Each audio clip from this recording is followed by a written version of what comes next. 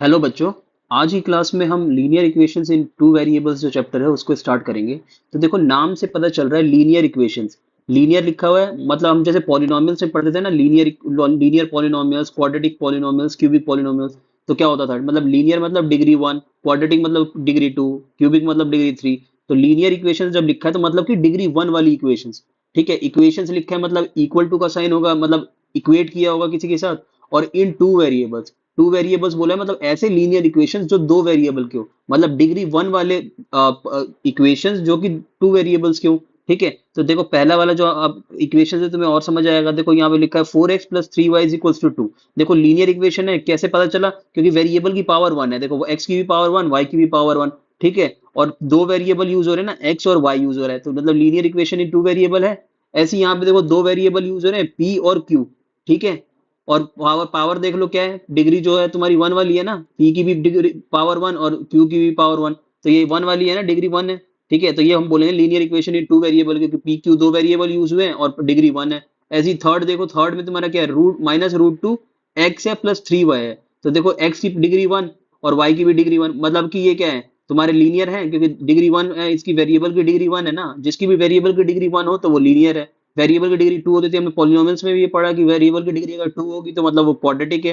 Cubic मतलब highest power तुम्हारी three होगी, मतलब degree three. Highest power degree किसको बोलते हैं, बेसिकली हाईएस्ट पावर। तो यहाँ पे वेरिएबल्स जितने भी यूज हो रहे हैं, हर एक की हाईएस्ट पावर क्या है, वन है। तो ये तुम्हारा क्या है, लीनियर है। और साथ में हमारे वेरिएबल कितने यूज हो रहे हैं, दो हो रहे हैं हर एक केस में। देखो यहाँ पे पी क्यू यूज हो रहा था, यहाँ पे एक्स वाई यूज हो रहा है, पहले वाले में भी एक्स वाई यूज हो रहा था। ठीक है, तो ये तुम्हारा क्या है, linear equation in two variable है। ऐसे यहाँ पे देखो पाई यू लिखा है, पाई यू प्लस 7.5 वी लिखा है। तो यहाँ पे वेरिएबल क्या है, यूवी, दो वेरिएबल यूज हो रहे हैं। तो ये तुम्हारा क्या है, टू वेरिएबल्स हैं। उसके बाद तुम्हारा देखो वेरिएबल की पावर क्या है, यू का भी वन और वी का भी वन। तो मतलब linear equation in two variable है। ठीक है, ऐसे ही तो तुम्हारा लास्ट केस है, देखो यहाँ पे क्या है, एक्स तुम्हारा रूट टू एक्स है माइनस सेवन वाई है।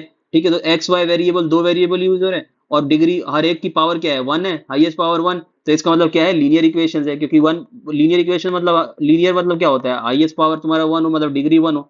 ठीक है, तो देखो ये सारे linear equation in two variable है। अब देखो किसी भी linear equation in two variable का जनरल फॉर्म क्या होता है।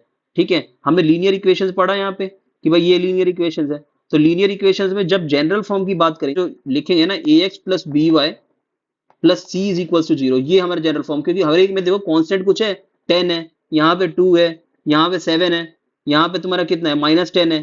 ठीक है, यहाँ पे तुम्हारा कितना है, माइनस सेवन है। और ये सारे क्या है, अब मैं जनरल फॉर्म जब बोल रहा हूँ तो देखो सारी वो वैल्यूज है, जो सारे टर्म है वो एक साइड पे आ जाएंगे। तो राइट साइड में तुम्हारा जीरो बच जाएगा। कैसे?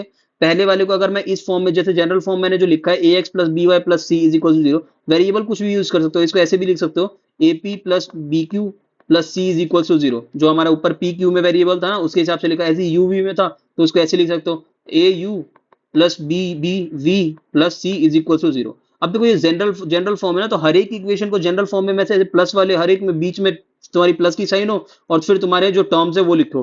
तो ऐसे अगर मैं फर्स्ट इक्वेशन को लिखना चाहूँ, जैसे मैं यहाँ पे फर्स्ट इक्वेशन को अगर मैं वैसे लिखना चाहूँ तो कैसे लिखूंगा? फर्स्ट इक्वेशन को मैं ऐसे लिख सकता हूँ, four X plus three Y, four X plus three Y minus two is equal to zero. इसको मैं और कैसे लिख सकता हूँ, इसी को four X plus three Y plus minus two is equal to zero. ठीक है, ऐसे लिख सकता हूं मैं। तो देखो हर एक जगह पे देखो बीच में प्लस का साइन आ गया, जो हमारा जनरल फॉर्म में था। जनरल फॉर्म में क्या था, प्लस का साइन बीच में, और फिर यहाँ पे कुछ वेरिएबल है उसके साथ कुछ कोफिशिएंट है, एक्स के साथ ए कोफिशिएंट, वाई के साथ बी कोफिशिएंट, और प्लस एक कांस्टेंट टर्म है सी। ठीक है, ये कांस्टेंट टर्म सी है। तो ऐसे ही हमारा ये जो मैंने लिखा वेरिएबल, ये पॉलिनोम, ये सॉरी, तो इक्वेशन लिखा है, इसमें देखो तुम्हारा फोर एक्स है, तो मतलब एक्स के साथ फोर कोफिशिएंट, प्लस बीच में प्लस का साइन, फिर थ्री वाई है, मतलब थ्री कोफिशिएंट है वाई का, और फिर बीच में प्लस का साइन, और माइनस टू को मैंने लिखा अंदर ब्रैकेट में। क्यों लिखा? क्योंकि मेरा जनरल फॉर्म क्या है, प्लस हर एक जगह बीच में ना, तो प्लस लाने के लिए मैंने माइनस को अंदर कर दिया ब्रैकेट में। वापस ब्रैकेट खोलोगे तो क्या, प्लस माइनस माइनस हो जाएगा, माइनस का टू। ठीक है, तो उससे कुछ फर्क पड़ता नहीं है। ऐसे ही हर एक को जनरल फॉर्म में लिखना हो, हर एक को जनरल फॉर्म में लिखना हो, तो यहाँ पे इसको क्या लिखेंगे, माइनस टू पॉइंट फाइव है और पी है, और प्लस मैंने बोला कि जनरल फॉर्म में प्लस है ना, हर एक जगह पे a x plus B Y plus c ऐसा फॉर्म है, मतलब बीच में प्लस। तो मेरे को बीच में प्लस रखना हो तो इसको ब्रैकेट में डाल दूंगा, माइनस ट्वेंटी एट। ठीक है, क्यू, और टेन को एक साइड ले आऊंगे कि जो जनरल फॉर्म में राइट साइड में जीरो है, हर एक जगह पे जीरो राइट साइड में, तो मतलब सारी टर्म्स एक साइड ले आओ। तो सारी टर्म्स एक साइड लिए तो ये कितना बचा, माइनस का ten is equal to zero. ठीक है, ऐसे ही मैं लास्ट वाला करना चाहूँ तो उसको क्या लिखूंगा, minus root two X plus root three Y, और फिर मैंने बोला कि सारी टर्म्स एक साइड आएंगी।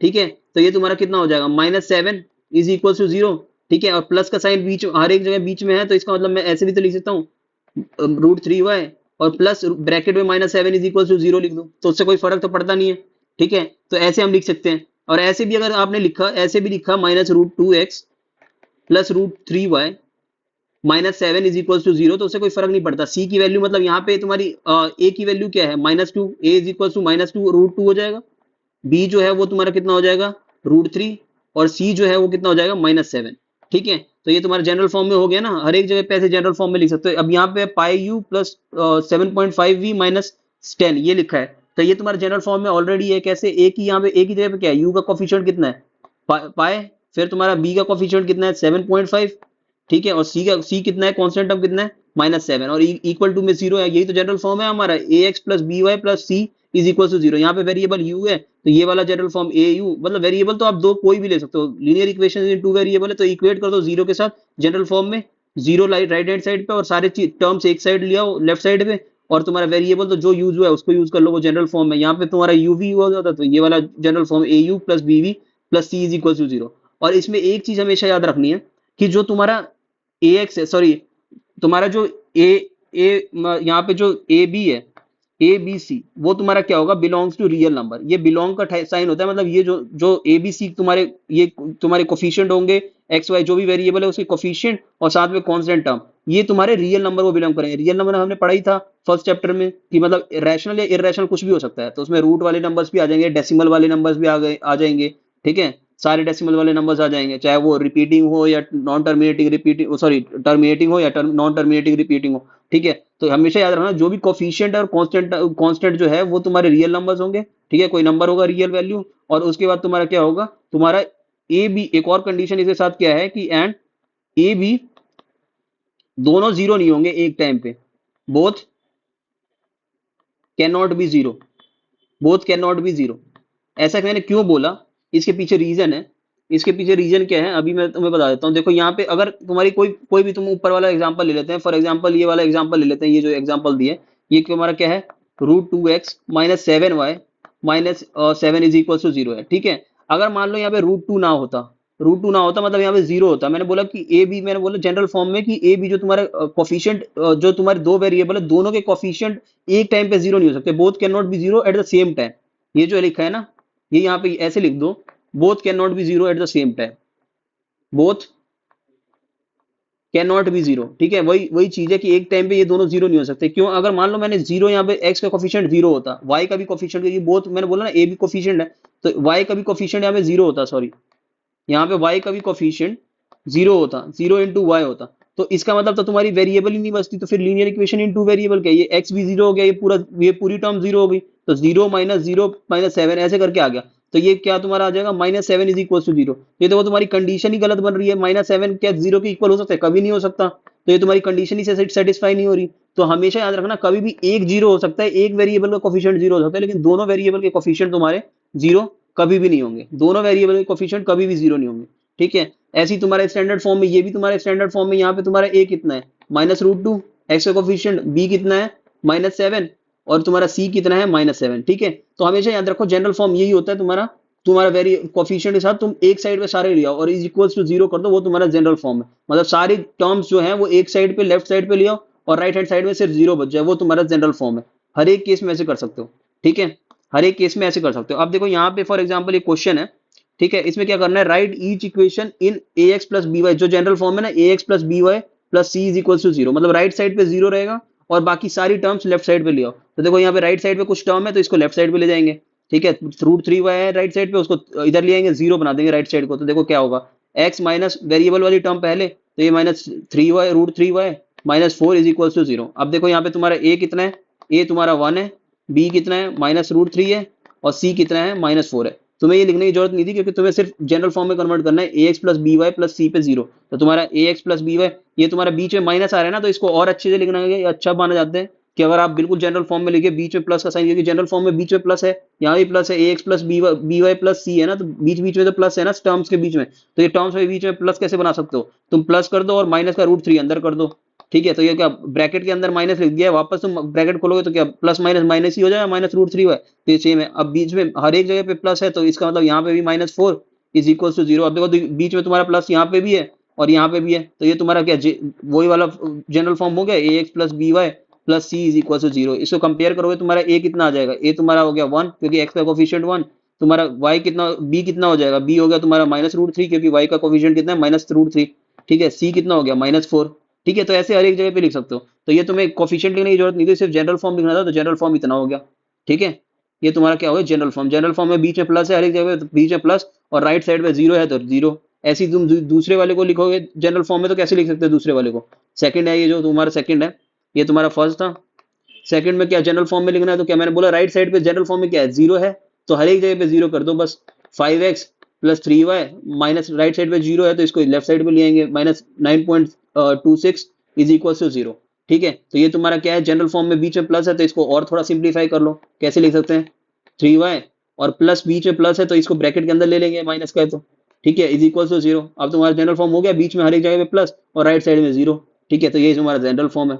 ठीक है, अब थर्ड वाला है, थर्ड वाले में देखो तुम्हारा क्या है 5x। अब मैंने बोला राइट साइड में तो 0 जनरल फॉर्म में, तो 0 इसको बनाओगे तो कितना, y इधर ले आओगे, तो मैंने डायरेक्ट y लाके और माइनस का ब्रैकेट के अंदर रख दिया। क्यों रखा, क्योंकि तुम्हारा क्या है ब्रैकेट के अंदर रख दिया, और फिर तुम्हारा प्लस सी भी कांस्टेंट टर्म भी तो है, यहाँ पे कुछ कांस्टेंट तो है ही नहीं, कांस्टेंट नहीं है तो इसका मतलब 0 होगा, ऐसे लिख सकते हैं ना। तो देखो तुम्हारा वही फॉर्म है, कैसे इसको, यही तुम्हारा फॉर्म है क्योंकि तुम्हारा क्या है 5x प्लस माइनस का y और प्लस 0 इज इक्वल टू 0। ठीक है, ऐसे लिखा है। अब तुम्हारा देखो तुम्हारा प्लस बीच में प्लस है हर एक जगह पे और तुम्हारा राइट साइड 0 होगी। ठीक है, तो यहाँ पे तुम्हारी a कितना है, a तुम्हारा 5 है और b कितना है, b तुम्हारा -1 है कोफिशिएंट y का, b तो तुम्हारा y का कोफिशिएंट है ना, -1 है, और c तुम्हारा कांस्टेंट टर्म कितना है 0 है, यहाँ पे कुछ कांस्टेंट टर्म है ही नहीं। ठीक है, तो ये तुम्हारा क्या है जनरल फॉर्म हो गया। तो ये लिखने की जरूरत नहीं है क्योंकि जनरल फॉर्म में सिर्फ कन्वर्ट करना था, जनरल फॉर्म में हो गया, कोफिशिएंट लेने की जरूरत नहीं थी। तो ये तुम्हारा क्या हो गया जनरल फॉर्म हो गया। ठीक है, उसके बाद तुम्हारे क्या है, यहाँ पे एक क्वेश्चन क्या है कि write each equation in 2 variables form. देखो यहाँ पे एक ही variable y is equal to -7 लिखा है, तो इसका मतलब क्या x का कोफिशिएंट 0 होगा, x वाली टर्म नहीं है ना, तो x का कोफिशिएंट 0 हो गया, तो इसको मैं ऐसे भी तो लिख सकता हूँ। कैसे लिख सकता हूँ, 0 इंटू वाई, 0 इंटू वाई और सॉरी 0 इंटू एक्स, एक्स का कोफिशिएंट नहीं है ना, तो x हमारी टर्म ही नहीं है यहाँ पे, तो मैं ऐसे से लिख ही सकता हूँ ना, x 0 इंटू एक्स और प्लस y है और -7। मैंने बोला कि जनरल फॉर्म क्या होती है, ax plus B Y plus C is equal to 0, तो सारी टर्म्स एक साइड ना, तो ये -7 कांस्टेंट टर्म उस साइड पे क्यों रहेगी, राइट साइड पे नहीं, इसको लेफ्ट साइड पे लाएंगे क्योंकि राइट साइड में तो 0 रहना चाहिए। तो इसको 0 बनाने के लिए क्या करेंगे, यहाँ पे हमने क्या लिखा प्लस का -7 ले लिया, क्योंकि हर एक जगह प्लस होता है ना बीच में जब टर्म्स लिखते हैं जनरल फॉर्म में, तो ये तुम्हारा इज इक्वल टू 0 हो गया। तो देखो 0 एक्स के साथ 0, तो कोफिशिएंट एक्स का 0। ठीक है, उसके बाद तुम्हारा y और प्लस तुम्हारा क्या हो गया -7। ठीक है, इसको भी तुम्हारा लिखेंगे, यहाँ पे दो क्वेश्चन और हैं तो इसको भी लिख लेते हैं। अब तुम्हारा क्या है 2x इज इक्वल टू 1, मैंने कहा राइट साइड पे 0 रहेगा, जनरल फॉर्म में 0 है, ax plus B Y plus c हमारा जनरल फॉर्म है ना, तो ऐसे इसमें कन्वर्ट करने के लिए क्या करेंगे 2x और कांस्टेंट टर्म है और तुम्हारी y वाली टर्म नहीं है, तो y को मैं ऐसे लिख सकता हूँ 0 इंटू वाई, ये डॉट का मतलब y है, 0 इंटू वाई और प्लस ये तुम्हारा क्या होगा माइनस का 11 है इज इक्वल टू 0। ठीक है, ऐसे तो लिख सकता हूँ। इसको और सिंप्लीफाई करोगे तो कैसे लिख सकते हो 2x इंटू 0y और प्लस का ब्रैकेट के अंदर -11। क्यों लिखा ब्रैकेट के अंदर, क्योंकि हर एक जगह जनरल फॉर्म में प्लस का होता है ना बीच में, तो बीच में प्लस का साइन। ऐसे भी लिखोगे इस स्टेप पे भी तो कोई दिक्कत नहीं है। ठीक है, लेकिन हम जनरल फॉर्म के हिसाब से बीच में प्लस का साइन होता है तो बीच में प्लस का साइन और ब्रैकेट के अंदर लिख दिया, वापस ब्रैकेट खोलोगे तो -11 ही रह जाएगा। और right hand side general form में 0 होती है तो 0 वैसे ही बना दिया। ठीक है, ऐसे ही इसको कन्वर्ट करोगे तो यहाँ पे तुम्हारा क्या देखा है 2y is equal to 5x, तो पहले 5x तुम्हारा आता है जनरल फॉर्म में, x वाली टर्म आती है तो -5x और फिर तुम्हारा क्या है प्लस का 2y और फिर तुम्हारी कांस्टेंट टर्म तो कुछ है नहीं, यहाँ पे कांस्टेंट तो कुछ है ही नहीं, तो प्लस 0 इज इक्वल टू 0, ये जनरल फॉर्म हो गया। और इसका मतलब तुम्हारा यहाँ पे a कितना है -5, b कितना है तुम्हारा 2 और तुम्हारा कांस्टेंट टर्म कितना है 0, ये तुम्हारा जनरल फॉर्म हो गया। ठीक है, और तुम्हारा 2 वेरिएबल्स में लिख ही दिया। ठीक है, 2 वेरिएबल में लिख दिया ना इसको। तो ऐसे तुम्हें करना है हर एक जगह पे जहां पे वेरिएबल ना हो, जैसे यहाँ पे तुम्हारे फर्स्ट वाले में क्या था एक्स वेरिएबल, तुम्हारे फर्स्ट जो क्वेश्चन था उसमें तुम्हारा एक्स वेरिएबल नहीं था, तो एक्स के साथ 0 इंटू एक्स लिखोगे वापस तो 0 ही रहेगा ना, ये तो टर्म तुम्हारी 0 ही रहेगी। 0 इंटू, क्योंकि बोला था कि 2 वेरिएबल से फॉर्म में लिखो, तो एक वेरिएबल तो दिख रहा था, y तुम्हें दिख रहा था लेकिन x नहीं था, तो x इसका मतलब पक्का उसका कोफिशिएंट 0 रहा होगा, तभी तो ये टर्म 0 हो गई होगी, x वाली कोफिशिएंट 0, पूरा x टर्म 0, तो वो तुम्हारा 0 बन गया था, तो फिर y इज इक्वल टू 7 आ रहा था तुम्हारा। तो हम क्या करते हैं कि भाई जब बोला है कि 2 वेरिएबल के फॉर्म में लिखना है तो मतलब कोफिशिएंट 0 करके इंटू एक्स लिख दिया, प्लस y तो तुम्हारा था ही, और -7 को हम एक साइड ले आए जनरल फॉर्म में कन्वर्ट करने के लिए।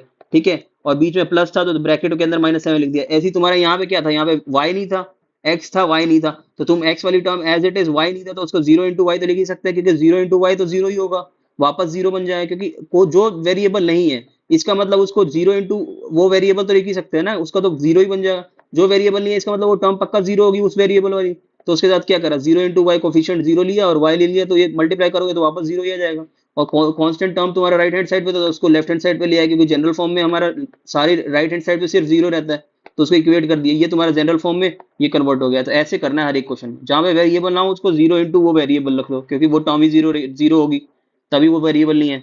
अब यहाँ पे हमारी एक्सरसाइज 4.1 के कुछ क्वेश्चन है। क्या है, पहला क्वेश्चन क्या है, cost of a notebook is twice the cost of a pen. यहाँ पे इक्वेशन बनानी है, ठीक है, लीनियर इक्वेशन बनानी है दो वेरिएबल की। अब देखो दो वेरिएबल की जब बात हो ना, तो इसका मतलब दो अननोन है। जब वेरिएबल किस लिए यूज करते हैं, पहले हम नंबर्स का यूज करते थे, उसके बाद हम एल्जेब्रिक एक्सप्रेशन पे है ना एल्जेब्रिक वेरिएबल यूज करने लगे। क्यों करने लगे, क्योंकि भाई ऐसी चीजें जिसकी वैल्यू चेंज होती रहे, जिसका हमें पता ही ना हो कौन सी वेरिएबल है। हम एक्स वाई से वेरिएबल से डिनोट कब करते हैं, जब हमें पता ही ना हो कि भाई क्वांटिटी क्या है, मतलब उसकी वैल्यू क्या है। ठीक है, तो यहाँ पे बोला गया कॉस्ट ऑफ अ नोटबुक, एक नोटबुक है उसकी कॉस्ट है जो वो twice the cost of a pen, जो पेन की कॉस्ट है उससे ट्वाइस है। तो हमें ना तो नोटबुक की कॉस्ट पता, अगर एक की कॉस्ट पता होती तो हम दूसरी की निकाल लेते, क्योंकि ट्वाइस बोला है मतलब दो गुनी है। ठीक है, ये इसका मतलब तो यही है ना, कॉस्ट की नोटबुक के जो कॉस्ट है वो दो गुनी है कॉस्ट ऑफ अ पेन। लेकिन यहाँ पे तो हमें ना नोटबुक का कॉस्ट पता है ना पेन का कॉस्ट पता है, तो जो जब दोनों की कॉस्ट नहीं पता तो मतलब कि दो अननोन है ना हमारे पे। और जब अननोन होते तो क्या वेरिएबल से डिनोट करते हैं, तो वैसे ही कर दो। Let the cost of a pen कितना ले लेंगे, रुपीज एक्स मान लेते हैं, क्योंकि दोनों की हमें वैल्यू नहीं पता। ठीक है, ना नोटबुक की ना उसकी। ऐसी कॉस्ट ऑफ अ क्या होगा, cost of a notebook, cost of a notebook हम क्या मानेंगे, नोटबुक की कॉस्ट मान लेते हैं हम रुपीज वाई। ठीक है, रुपीज वाई मान लिया। अब देखो कंडीशन दे रखी है कि cost of a notebook is twice the cost of a pen, ये दे रखा है, मतलब नोटबुक की कॉस्ट जो है वो दोगुनी है कॉस्ट ऑफ अ पेन की। तो हम इसके इसके मतलब twice the cost of a pen है, तो इसका मतलब ऐसे लिख सकता हूँ, therefore y is equal to 2x। क्यों लिखा मैंने 2x, क्योंकि देखो कॉस्ट जो पेन की कॉस्ट है उसकी दोगुनी है नोटबुक की कॉस्ट। तो y हमारा नोटबुक का कॉस्ट था, वो कितना है, is equal to twice the cost of a pen है। ठीक है, तो दोगुनी है cost of a pen, X तुम्हारा एक्स क्योंकि कॉस्ट ऑफ अ पेन था, तो ये क्या, ये इक्वेशन बन गई, ये इक्वेशन बन गई। अब उसके बाद स्टैंडर्ड फॉर्म में इसे लिख लो। स्टैंडर्ड फॉर्म में कैसे लिखोगे, 2x, 2x यहाँ माइनस का हो जाएगा क्योंकि लेफ्ट हैंड साइड पे आ जाएगी, और plus Y is equal to 0, यही होता था ना तुम्हारा। और कांस्टेंट टर्म भी 0 है, तो ठीक है, तो कांस्टेंट टर्म भी 0 लिख लेंगे। ठीक है, इसको ऐसे डिनोट कर सकते हैं ना, इसको ऐसे डिनोट कर सकते हैं, प्लस 0 इज इक्वल टू 0। तो ये तुम्हारी इक्वेशन हो गई, जो तुम्हारा इक्वेशन पूछा था वो इक्वेशन हो गई। ठीक है, standard linear linear equation in two variable के स्टैंडर्ड फॉर्म है, वही हमने लिख दिया यहाँ पे। ठीक है, ऐसे हमें दिखाना है, हमें इक्वेशन बतानी थी तो हमने लीनियर इक्वेशन बता दी दो वेरिएबल की। ठीक है, और ये तुम्हारा इक्वेशन हो गया। उसके बाद तुम्हारा दूसरा क्वेश्चन है, express given linear equations in ax plus by plus c is equal to 0 form and indicate values of a b c। ठीक है, तो हमें स्टैंडर्ड फॉर्म में बेसिकली बताना है। तो देखो यहाँ पे तुम्हारा पहला केस क्या है, मैंने बोला स्टैंडर्ड फॉर्म में देखो राइट हैंड साइड पे 0 है।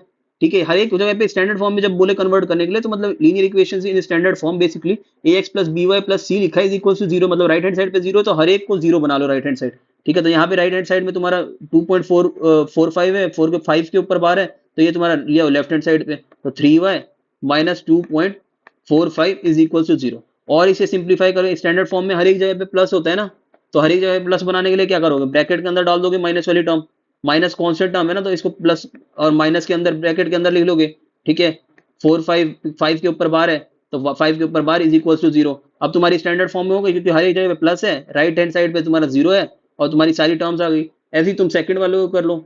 सेकंड वाले को बनाना है तो कैसे बनाएंगे, इसको जब बनाना है तो इसको कैसे बनाएंगे, x/5, तुम्हारी x वाली टर्म तो इधर है ही, और प्लस स्टैंडर्ड फॉर्म में हर एक जगह प्लस होता है, तो इसको -y/7 है, इसको ब्रैकेट के अंदर लिख लो, कोई दिक्कत नहीं है। और माइनस का 10 इधर लिया है, तो माइनस का 10 हो गया, ब्रैकेट के अंदर -10, क्योंकि प्लस बीच में, तो प्लस जगह हर जगह पे स्टैंडर्ड फॉर्म में ना, तो प्लस बीच में लगा लिया। ठीक है, तो ऐसे हर एक जगह पे करना है, स्टैंडर्ड फॉर्म से कंपेयर करते रहो, हर एक जगह टर्म्स के बीच में प्लस है तो हर एक जगह प्लस आएगा। ब्रैकेट के अंदर माइनस का टर्म ले जाओगे तो कोई दिक्कत नहीं है, क्योंकि माइनस ब्रैकेट जब खोलोगे तो माइनस प्लस माइनस ही होगा। ठीक है, और ये वाली टर्म ऐसी है, ये वाली कितने है, 2x प्लस 5y एक साइड लिया है, और प्लस कॉन्स्टेंट टर्म कुछ नहीं, तो प्लस 0 इज इक्वल टू 0, ये स्टैंडर्ड फॉर्म हो गया। ठीक है, ये वाला क्या है यहाँ पे तुम्हारा 3y, मतलब y का टर्म है लेकिन x का नहीं है, तो जिसका टर्म ना होता है उसको क्या 0 × x तो लिख ही सकते हैं ना, जो वेरिएबल का टर्म ना हो। तो 0 × x करोगे वापस 0 ही आएगा, x की कोई टर्म ही नहीं थी यहाँ पे, तो इसीलिए 0 × x लिखा, इसका वापस वैल्यू 0 आएगी। और तुम्हारा 3y राइट हैंड साइड पे था, 3y राइट हैंड साइड पे था तो वो लेफ्ट साइड पे आएगा तो माइनस का 3y हो जाएगा, और प्लस तुम्हारा constant term is equal to 0। ठीक है, इसको वापस स्टैंडर्ड फॉर्म में हर एक जगह पे बीच में प्लस होता था, तो इसको क्या करोगे, 0 × x, 0x, और ये तुम्हारा प्लस वाला बीच में लिया, तुम्हारा ब्रैकेट के अंदर लिख लो तुम्हारा जो माइनस का साइन वाला टर्म है, क्योंकि प्लस बीच में आता है हर एक जगह पे, स्टैंडर्ड टर्म में तो स्टैंडर्ड फॉर्म में तो प्लस है ना, तो प्लस हर एक जगह पे आने के लिए माइनस ब्रैकेट के अंदर लिया है -3। ठीक है, ये तुम्हारा स्टैंडर्ड फॉर्म हो गया। तो यहाँ पे हमारी एक्सरसाइज 4.1 कंप्लीट होती है। मिलते हैं नेक्स्ट लेक्चर में जिसमें हम एक्सरसाइज आगे की 4.2 करेंगे।